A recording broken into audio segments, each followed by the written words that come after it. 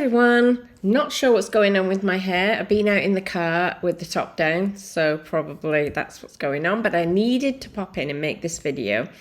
This wasn't a planned part of the course, but I've been reading all the comments in the Facebook group, and as I expected, this exercise is very polarizing. Number 3, either you really get it and you have a great time and you get ideas for new things, or you feel very angry, frustrated, disappointed, start to feel the feeling of, oh my God, I'm never going to find my joy. And I have a few things I wanted to share that might be helpful in the way of thinking about this. So if you love the exercise, you don't have to watch this video. Just carry on. You're doing brilliant. If you didn't love it, but you really want to understand why I asked you to do it, carry on watching. If you hated it and you've really got no more time for me anymore and you think I'm the most annoying person in the world, you don't need to watch either. But for those who really want to understand. So one person said, I just don't see the point in this. I'm sorry, I do not see the point. I want to find my joy.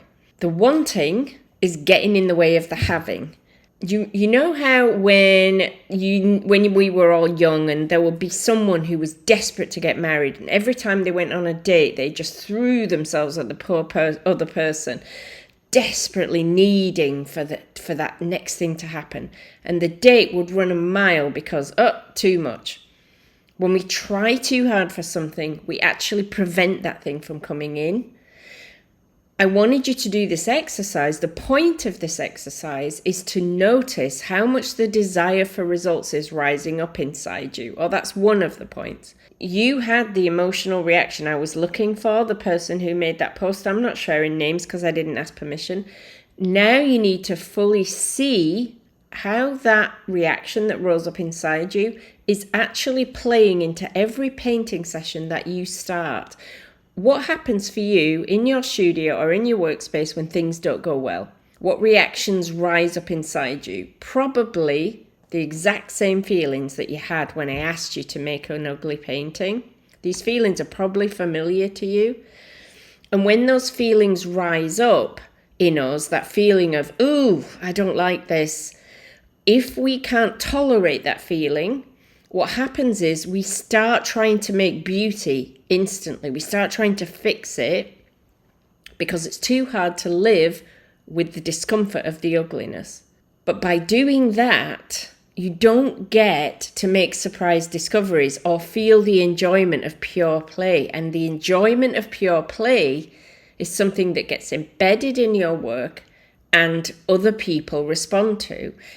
It comes out. It's there when we look at the work. I can tell when I go through the Facebook group, I can tell in a second who had fun and who didn't, who really let themselves go and who kind of let themselves go but held themselves in. It's so obvious. You can see it too. So if I was with you as a person who is saying, I don't see the point, I would encourage, if I was with you, I would get like 10 sheets of paper. I would say, come with me. Let's go throw some paint around. Let's really have some fun. Let's work on each other's paintings.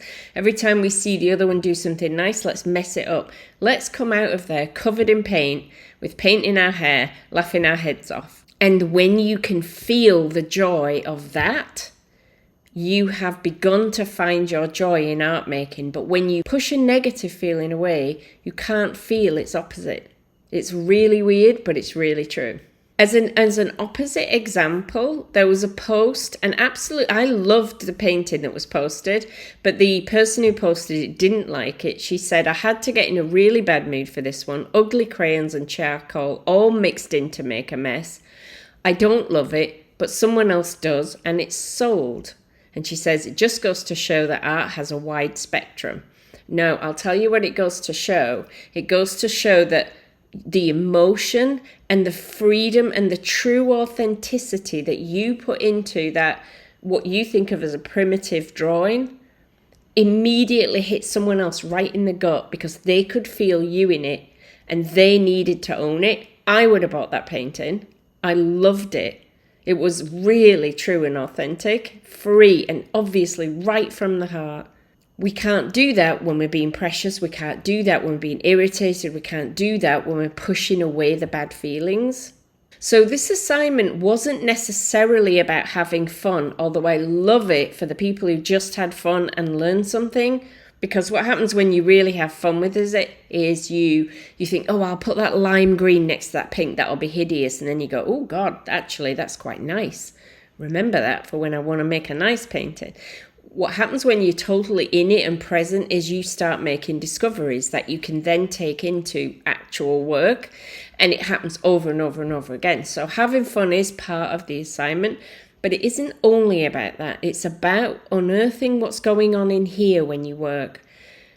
Whenever I see someone who's cross with the assignment, it's a sign that it wasn't a neutral experience for you. You're not like, nah, could take that or leave it. You're actually like, I don't get the point of this. It's very annoying. I don't see what we're doing and I'm wasting time. It would be interesting for you, whoever you are, to dig into those feelings more and to understand where it's coming from, because that desire to make everything beautiful is what's holding you back from staying in the ugly phase long enough to make discoveries. So every painting I make starts with ugliness. Every single one. Because in those first few layers, I make discoveries. Sometimes, not always. And it all gets covered up anyway, so who cares? And that leads me to the last point. There was a couple of people saying, I'm sorry, but I just hate waste. And I do understand this feeling. But my question to that person was, how is it waste? How is it waste to grow creatively and therefore personally? How is it waste to try some things that you don't know how they're going to work out just to see what happens? Because that is personal growth. And are you not worth the expenditure? Are you only worthwhile if you produce something like a conveyor belt in a factory? Or is your well-being and your sense of yourself inside and your creativity and your personal growth also worth something? I feel like the most important thing that we can do in life is to grow into the potential of who we are meant to be. And we can't do that if we think we're not worth taking some risks, spending some money, using some stuff. Personally, I think you are worth it. I think you should do what's necessary to grow. I think you are magnificent and wonderful, and I would love it if the whole world saw that through you expressing yourself authentically. One of the ways into that is to try ugly painting. Finally, I wanted to say that one of the things that came up is people saying, but it makes me really unhappy to do this. It really makes me unhappy. And it's okay if you decide, you know what, I'm going to make my ugly painting pretty. See what feelings arise when you're doing that. Do you instantly feel better? Are you having fun? If you're having fun making it pretty, absolutely not a problem.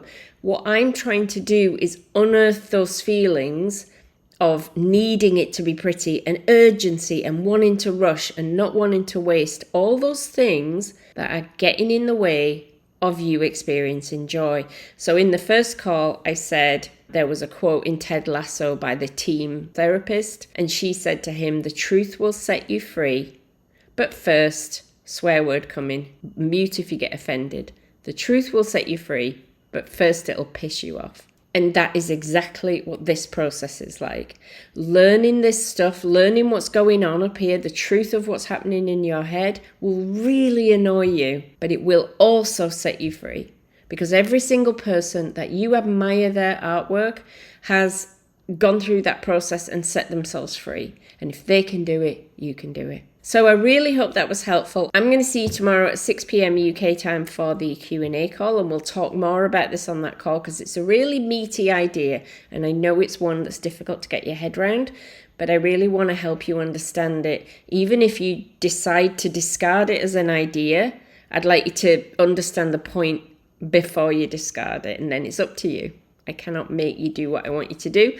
I just want to present you with things that I have found to be true over the years and that I've found to help other people. And it's up to you what you want to do with them. All right, I'll see you on the call. Bye-bye.